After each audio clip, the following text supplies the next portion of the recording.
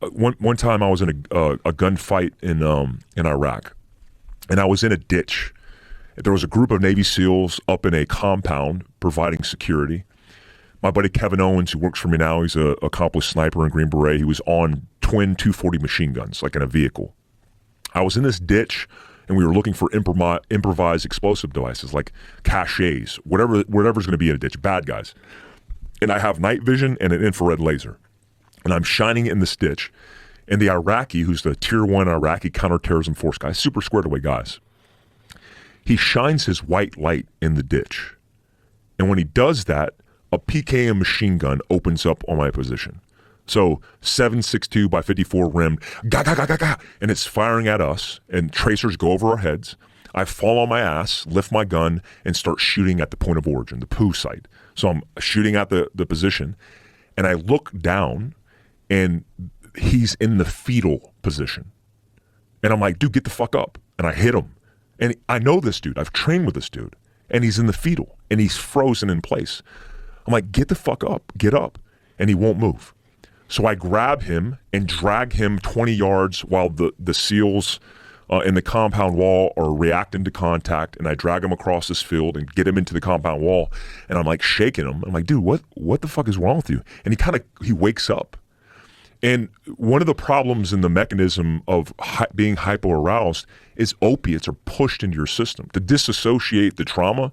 Some even speculate to disassociate the transition from life to death to make it easier, which is fascinating. And I'm like, dude, get your shit together. Like, get up. He gets up. We talk about it post-op back at the base. He doesn't even realize what happened. He's like, dude, he's like, what happened? I'm like, dude, you completely were like, we're in a fetal, like almost crying. I thought you were paralyzed. He goes, I don't remember, Mike, I don't know what happened. I'm like, oh shit. So his mind just shut down. His shit shut down. And wow. Here's where what I figured out. There are triggers in trauma as part of this resilience concept that we don't really think about.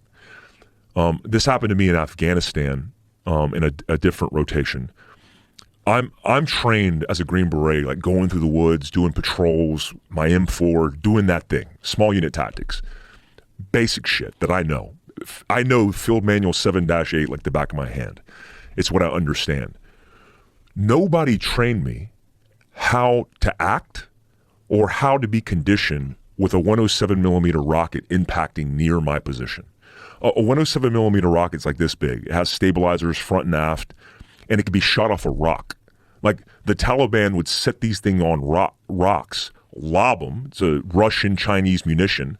It stabilizes and impacts the earth. It sounds like a fucking freight train. It's like, boosh. And when it hits the ground, everything 25 meters in front of it dies. It has a 25 meter kill radius. So everybody is trained for the small unit tactics, react to contact in the woods in North Carolina. That's where we get trained. But standing in the middle of an open field in Afghanistan on a helicopter landing zone, taking 107 millimeter rockets that are decimating everything in your path, scared the shit out of me. The first time that happened, I remember I ran behind a HESCO and I like froze.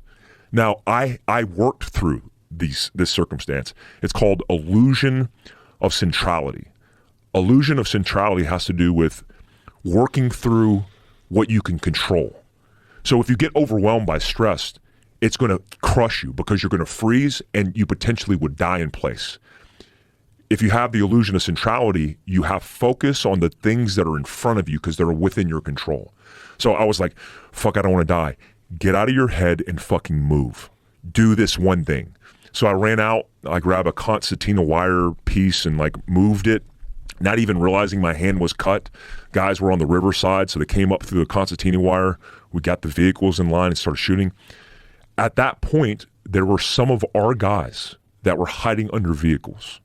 Americans, trained for combat, a combat experience, that were frozen in place. Why? Because they had some fucking activated trigger in their trauma that hit that band, that call it a buffer zone, between being resilient and quitting. And it breached that, and they fucking quit. So you could be a trained operator. You could be the most high-speed human being technically in the world, and one thing can set you off and you could collapse and die in place because you don't have the tools. The reason I'm saying that is because people, if they understand that, will train more. They'll expose themselves to their vulnerabilities and weakness more, including jujitsu, going camping, going hunting, being more resilient by exposing yourself.